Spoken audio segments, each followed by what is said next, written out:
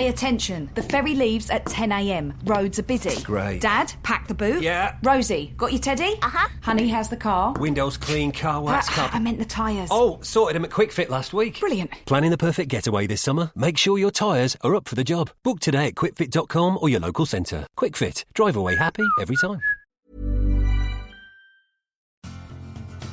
Are you a lifelong fan of General Hospital? Are you a new fan who wants to know more about the history of the show? Do you enjoy talking about the show with others? Do you find yourself yelling at the TV? Is your self-care an hour a day in Port Charles? If so, we invite you to join hosts Amanda Kimmel and Shannon Coach at the place where all the hidden conversations take place and secrets are revealed. Meet us at Pier 54, A General Hospital fan podcast. Hello. Hi. Welcome to the Port Charles 411. Today, I think this is going to be our saddest one. One of our saddest ones. We're going to talk about Epiphany Johnson. I was sad. So I had said I was going to start researching this since February. And there's really not that many clips of her on YouTube. And so I kept watching to see what was going to be updated, you know, as more and more people were talking about Sonya Eddy's death. And there was tributes to her, but it was pulling in from other shows that she was on, right, or it was replaying these same exact clips. So finally I got to the point that I said, you know someone's going to do a write-up after they do the memorial, and so I'll double check that they have all the stuff that I already have, and we'll go from there. And sure enough, lucky for me, I was right, and they do. So we're going to read the General Hospital wiki page about Epiphany Johnson, and then just kind of add in our own, I loved this, I didn't love that, blah, blah, blah, from what we remember. So that's where we're at. Okay, so Nurse Epiphany Johnson was a fictional character on the ABC soap opera General Hospital. I hate that it's already in past tense. I'm sorry. She was the mother of the late Stan Johnson, who worked for Sonny Corinthos and the late Jason Morgan in their mob organization. She was portrayed by actress Sonya Eddy since the character's debut on March 3rd, 2006, and originally it was a one-day role. Oh! And she was the head nurse at General Hospital since the character's debut. Could you imagine only having her for a day? Luke was only supposed to be like 6 weeks. That's insane. So then the storyline goes, Epiphany Johnson first appeared on General Hospital in 2006 as the new head nurse after Audrey Hardy stepped down. How are they going to have that be a one-day role? Right, like exactly. What part thought that was going to happen? Even General Hospital is going to have a head nurse that's not there. Right. I know we see nurses that we only see like for a couple weeks or whatever, and we're supposed to just assume that they work on other floors. But the head nurse? Did they have her on the opening credits on Wednesday when they did her memorial? I don't know. I'm not going to go back and watch. I don't know. I can't decide if I would want her on there or not. If that would be like a nice one last. I feel like she should have been, but I don't know. So, Epiphany has mostly been a background character, although she was on contract for a short while, but more has been learned about her over the years. No-nonsense nurse Epiphany Johnson is a force to be reckoned with, a full-figured woman who speaks her mind and doesn't mince words. Why do we have to talk about her figure? I don't know. Epiphany is quite intimidating. She is a dedicated nurse who doesn't tolerate anyone giving less than 110%. She will call out doctors and nurses alike when she feels that they are being less than professional. I think also that less than 110%, when she sees their potential, because I don't feel like she would make anyone do anything that she didn't know they could do. Right. Or if they're just being lazy. She did not like when people made more work for her. Right. Others were surprised to learn that Stan Johnson, who is a computer expert for Sonny Corinthos and Jason Morgan, is her son. Epiphany hated the idea of her son working for the mob, but couldn't convince him to leave. Her worst fear was realized in 2008 when she was taking a phone call. When she was talking on the phone to him while he was on a business adventure in Florida. Over the phone, Epiphany hears her son die in a mob hit ordered by Jerry Jacks. You did not know it was Jerry Jacks at first. Right. So when this first happened, Epiphany gets the phone call, and I think it was actually on night shift, not General Hospital. I was just going... Could be wrong. Yeah. She turns to Jason and says to him, "Tell me where my son is. Like, I know," or she says something about him being, like, Jason knowing, and Jason says, he doesn't work for us anymore. I don't know where he is. Right. I guess that was a few days before. She didn't know where he was. And then whenever Elizabeth hears this phone call, Elizabeth calls Jason and is like, hey, can you get his coordinates because we have no idea where he is. So they actually call the police and have them go to Stan to try to, not let him die or whatever. And you see Jerry Jackson in the background looking like, haha, my minions listened to me or whatever. But it was not because of Sonny that Stan was killed. And then in February 2008, Epiphany suffers a serious heart attack and collapses in the hospital locker room. She had just received her son's cremated ashes and was clutching them in her hands when they found her. Luckily, the doctors were able to save her life. They didn't mention in this, I guess, because it was on night shift, although I'm almost positive all the Stan stuff happened on night shift. Stan was night. I don't know. I think it was mentioned, obviously, in General Hospital. On General Hospital? Right. I think she got the ashes on General Hospital because they all went to her room, like everybody went to her room to make sure she was okay. And she was like, all of you get back to work. This is not a break for all of you, blah, blah, blah. But I think the phone call to learn that Stan had died happened on night shift. I agree. But also, one of the cuter scenes that happens to pop up all over YouTube is her yelling at the doctors whenever Lisa Niles was around. Yes. And she wanted Beyonce tickets. And Dr. Niles was like, I got you, no big deal, here you go. And got her 2 VIP passes. And then she was playing favorites to Dr. Niles for the next couple weeks because she got her Beyonce tickets. And that was before we knew Dr. Niles was a psychopath. But yeah. Good times. It was. And in May 2012, Epiphany begins helping Dr. Patrick Drake cope following the supposed death of his wife, Robin Scorpio. This is where your quote. This is where my quotes go. She has given him helpful advice on more than one occasion since Robin's death in January. And then in March 2013, Epiphany tells Felix Dubois, a student nurse, now an RN, that his fellow student nurse Sabrina Santiago scored perfectly on the nursing exam, and there is evidence of her cheating, i.e. an anonymous letter obviously written by the rival Dr. Britt Westbourne, and the answer key to the exam is in Sabrina's locker. She is persuaded to let Sabrina retake the exam with the following circumstances. She can be watched for the whole testing period and must score 100% again to graduate. I don't think that's fair. No. 90 or above. Right. Or at least, Yeah. Because if it was a different test. Right. Okay. Sabrina aced, it doesn't matter because Sabrina did ace the test again. And Epiphany tells them that she is investigating who framed Sabrina. And it was Britt Westbourne because that's whenever she was jealous of the fact that Sabrina got along with Emma so well, and that maybe there were sparks flying there. Yep. Well, and Sabrina was, this isn't Sabrina, but we talked about this with Britt, but Sabrina was also letting Patrick know, hey, your girlfriend, kind of not what you think she is. Yeah. Later, Epiphany helps Patrick Drake get ready for surgery and tells him that he should figure out his feelings for Sabrina soon. Epiphany resides over the graduation ceremony that includes Sabrina Santiago and Felix Dubois. She also helps out with an ER situation with Nicholas Cassadine, who was shot in Dante and Lulu's apartment. She is part of the opening number for the 2013 Nurses Ball. She is also seen kicking out Dr. Kelly Curtis, a reporter for the Access Port Charles, when Nicholas is questioned about the Cassadine-Spencer situation. Epiphany eventually started dating Milo, and I love how they had... Wasn't she talking to Liz about how she had a crush on him, and he would never go for someone like me, and then they eventually... Milo told her, I don't think I'm good enough for you. What the heck are you talking about? Right. Because... Their first date was at the gym. Yeah.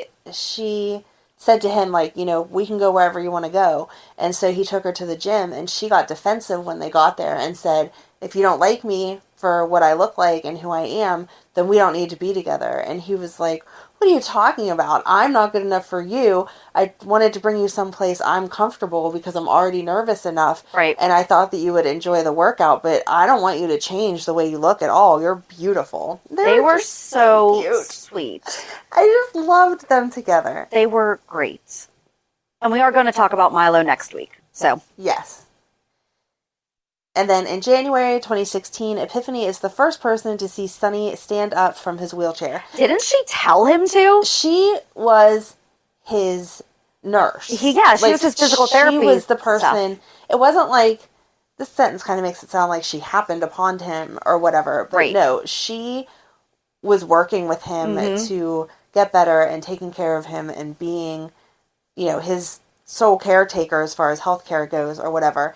And he had been practicing, and so she was yelling at him about not trying hard enough and not putting enough effort in. And he said, wait, watch this, and flipped open the thingies that your feet go on, the footrests, pulled them up, and then stood up and took 2 steps. And she was shocked about it. But then, not that this is about Sonny, he didn't tell everybody else that he could walk for quite some time. So, but Epiphany was the person that knew because he took those first steps to her.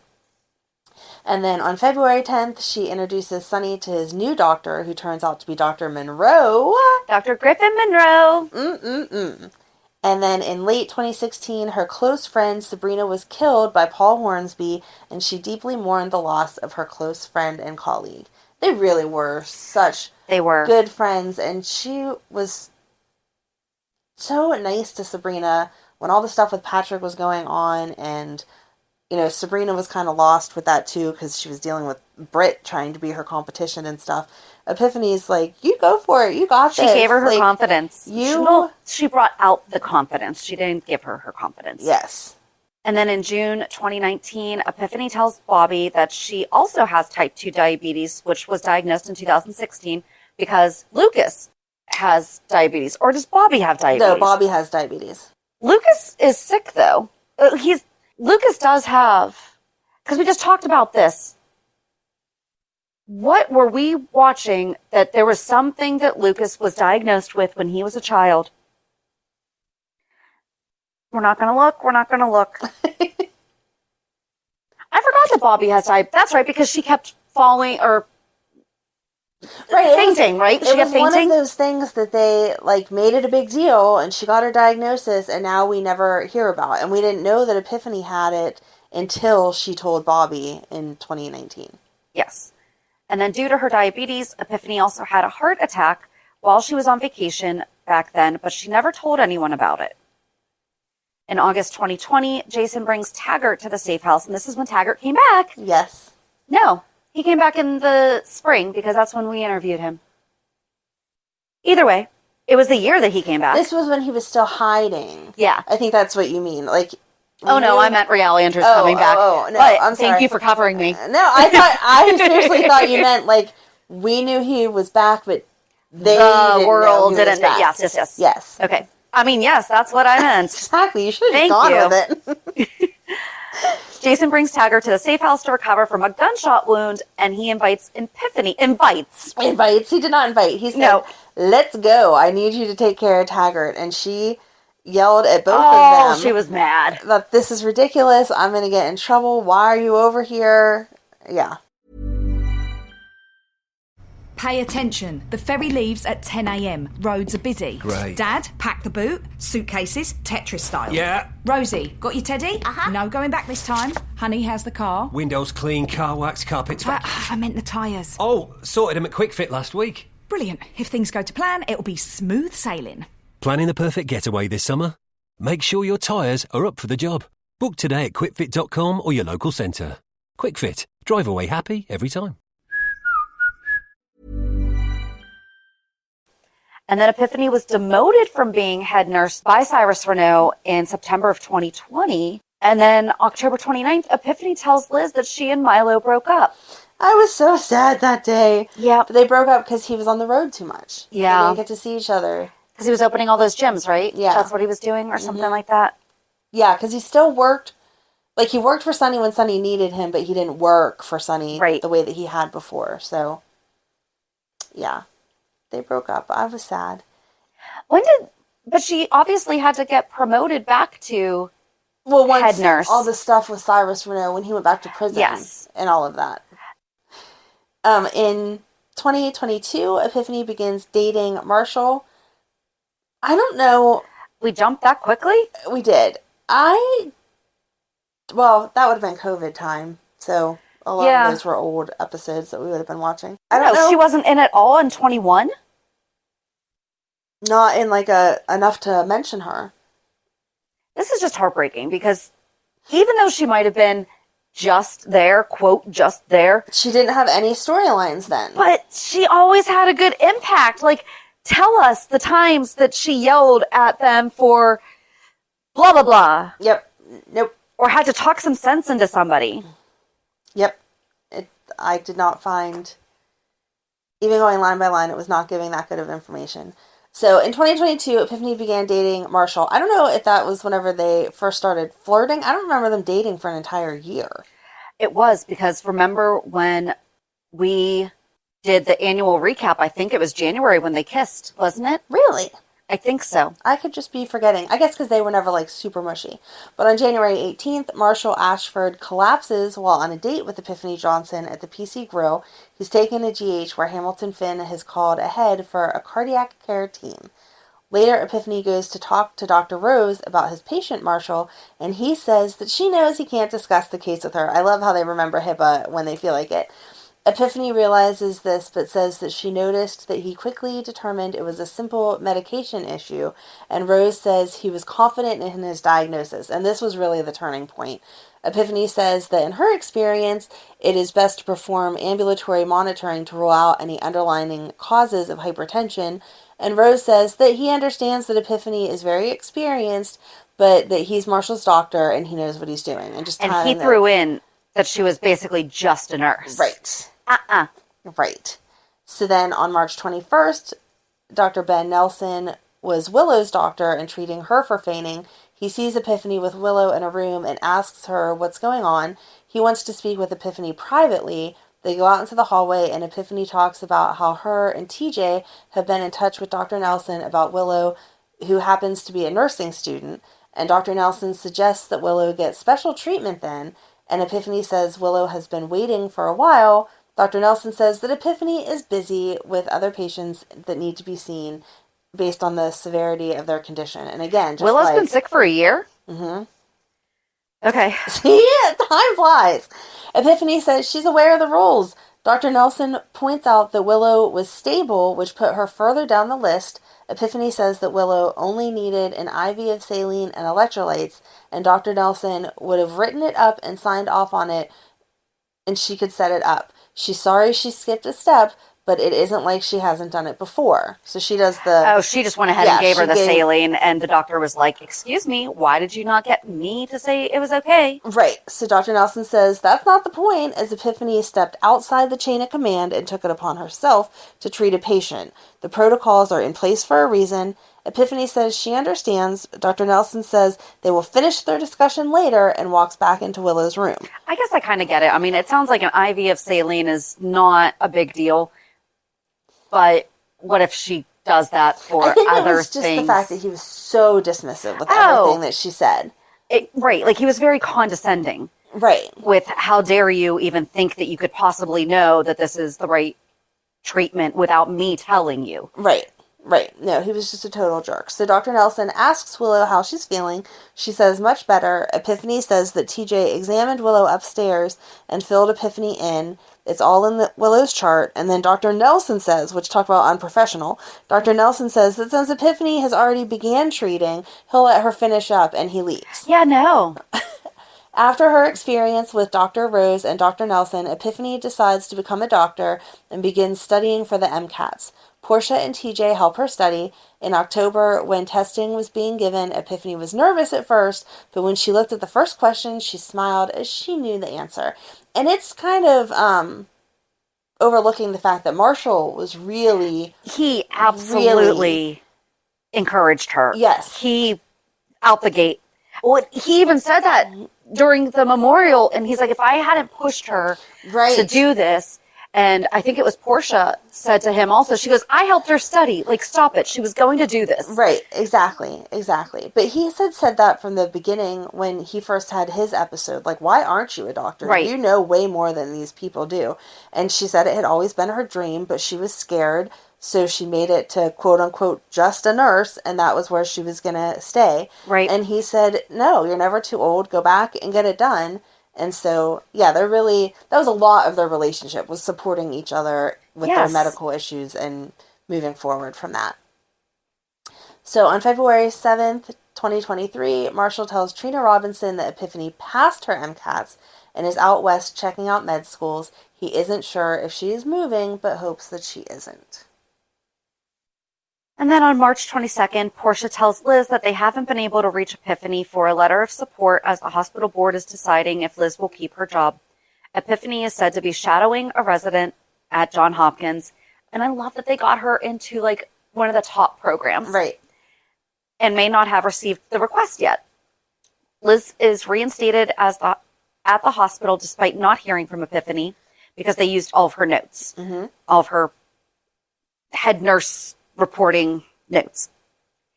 Liz texts Epiphany the news and doesn't get a response.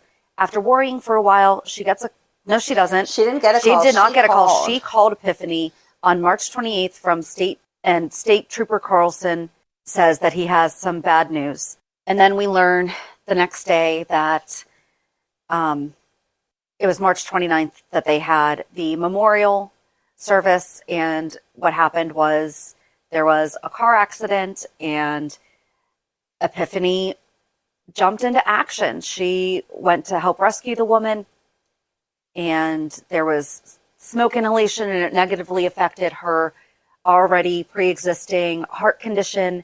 And that woman came to the memorial and it was real life friend of Sonya Eddy, Yvette Nicole Brown, sharing basically about how Epiphany died a hero. And once she heard that she had a pre-existing condition and she's like, wait, she ran to my aid knowing what she was doing could kill her. Right. Yeah. And she still did it. And they were like, yep, that's what she was. That's how she lived. And Liz was touched to hear the story of how Epiphany had saved her life and realized that the fumes from the accident had aggravated her existing heart condition. I'm sorry, it was the fumes. It wasn't the smoke. But it ended with a fireworks show, which I am pretty sure that it was Epiphany's remains were made into fireworks. Right. So at the memorial, when they did their flashbacks, they flashed back to Milo and her at the gym, and that was that whole conversation that first date, I just had. Brad and Epiphany, or not Brad, Felix and Epiphany talking about Brad. But we forgot to talk about that on this week's recap. We did. That Felix and Brad, they're forming a friendship. Yeah. They're like a baby friendship. But it showed Epiphany telling Felix that he could do better than Brad anyway, so not to be upset about that.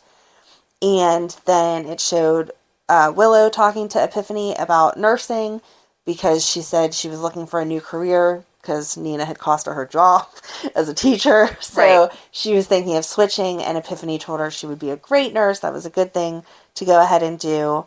And then Epiphany at Liz's wedding to Franco, I'm assuming that was. I think so, yeah. And then seeing Sunny walk like we talked about. And I wrote Robert. Did it have a flashback of her and Robert? It must have if I wrote it down, but I can't remember what that was. I don't remember what it was either.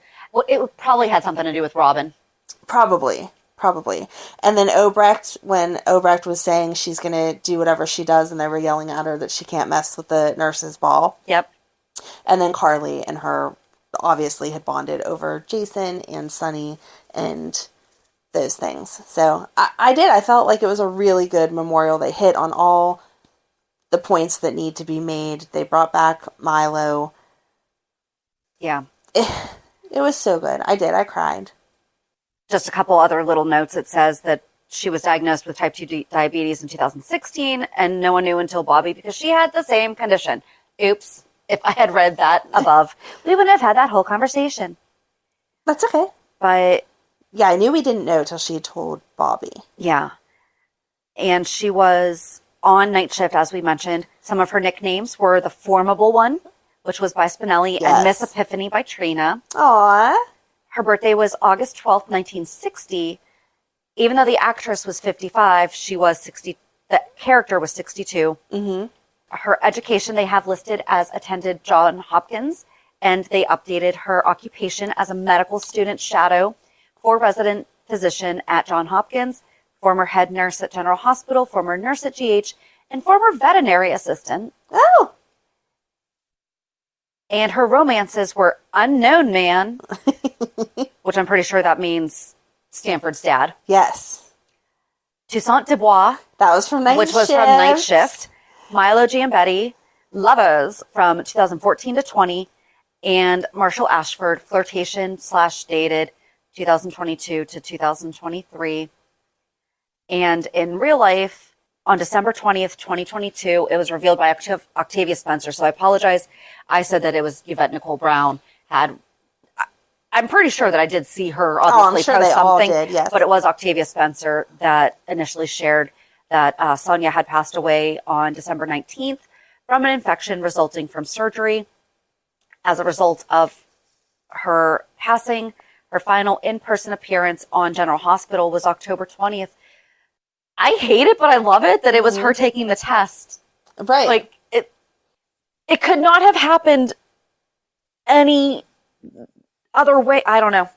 I think it's so kismet that is exactly. how... The timeline just totally lined up. If this had to happen, as far as the soap opera writing goes, it all fell into place perfectly. How could that have... I mean, they must have known that she was probably going in for surgery. Right. But still... And then on January 11th, 2023, it was revealed that there would be a tribute episode to Epiphany coming up in March. And at the end of that day's episode, they had a brief montage dedicated to Sonya Eddy. And they very quickly went to social media to let everybody know that was not it, because that's what they did to Stuart Damon. And yeah. Right. So, and then on February 15th, it was confirmed that her tribute episode would officially air on March 29th. In the March 2023 issue of Soap Opera Digest, it was confirmed by Frank Valentini that Epiphany's episode will revolve around her memorial service. Made it without crying. Good job. But it is. It's... I don't know. I can't explain the feeling other than, like I said on our recap of, it feels like we lost a friend. Yeah. And I'm really bummed at the write-up, just because there are... I know she wasn't a, quote, main character, but I never felt like she was a side character, if that makes any sense. Mm-hmm. I feel like she ran the hospital. Right. You know, they might be fighting over who's technically chief of staff, but oh no, it was Epiphany who ran that hospital. Mm-hmm. There's not really a good way to end this. No. She will be missed in real life and on General Hospital. Yep. So join us on Monday as we recap this week's shows. Have a good weekend. And we'll meet at the pier. Bye. Bye. If you enjoyed today's show, we invite you to go to peer54podcast.com to subscribe on your favorite platform. Don't forget to leave us a review. And you can also follow us on many social media channels. Just search for Peer 54 Podcast. Also, we are not perfect, so if there is something that we missed or messed up, just let us know by emailing us at peer54podcast@gmail.com.